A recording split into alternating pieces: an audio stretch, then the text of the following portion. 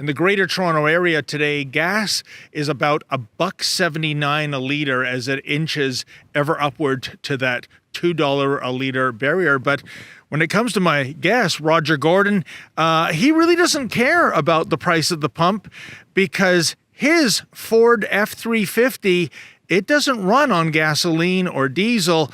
It runs on ammonia, and that means Roger is paying about 25 cents a litre. Wow.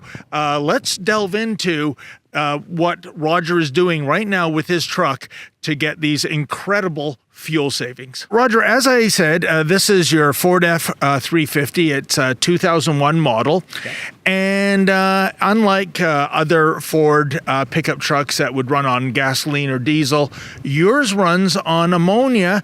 Tell us, what gave you the inspiration to go the ammonia route? We were creating ammonia, using it for the pharmaceutical business, and in 2010, we applied for a patent for a machine. In the following years, we've tried to find somebody to partner up with us that's bigger than us. A billionaire from Canada came. He was going to partner up with us. He tries to contact Trudeau. Trudeau won't reply to him. Before Trudeau became Prime Minister, he sent emails to us praising Green NH3. After he became Prime Minister, he wouldn't praise us anymore. He wouldn't reply to us. Well, folks, as Bob Barker used to say, the price is right. Heck, 25 cents a litre for fuel these days. That just might be the bargain of the century. And yet the Trudeau Liberals, for whatever reason, are simply uninterested in this fossil fuel alternative. I wonder why. In any event, you had plenty to say about Roger Gordon's quest to promote ammonia as a fossil fuel alternative. Kenton Sully writes, doesn't matter, government will eventually tax this fuel, and bye-bye savings. You know, unfortunately, I fear you are correct, Kenton. If ammonia were to catch on, you can bet your set of wheels that it would be taxed. In fact, as the number of electric cars ramps upward, trust me, governments will apply a kilometer tax to EV drivers. Hey, the tax man never misses an opportunity to reach into our wallets, folks. Brian Lee writes, sounds good to me, but if government doesn't like it, they will discredit you and probably try to buy the patent so they can make it disappear. Wouldn't be the first time. Unfortunately, I think that is a valid premise, Brian. After all, look what the Trudeau Liberals are doing right now to make the independent press disappear. Mike Pierce writes, weird, ammonia is based on the most abundant element in our atmosphere. I never associated its use as a fuel, mostly for water disinfection combined with chlorine.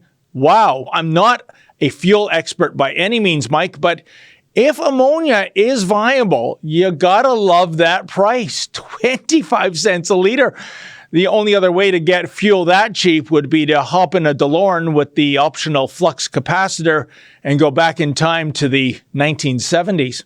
Freedom First writes, never mind a billionaire investor, he should crowdfund this.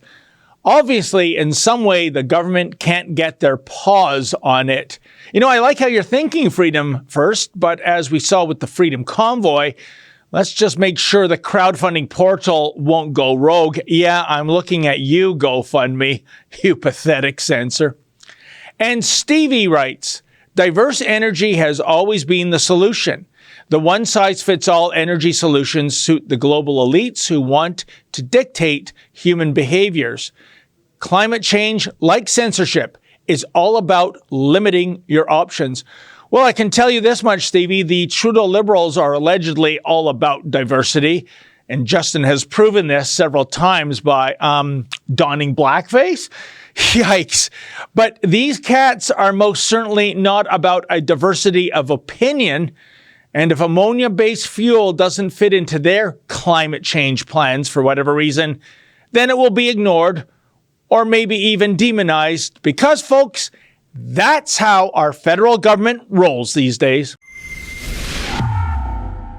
Hey folks, that was an excerpt from my show, Rebel Roundup. Now, to get the full meal deal, why not go to Rebel News Plus, sign up, and never miss a Rebel News Plus show in the future.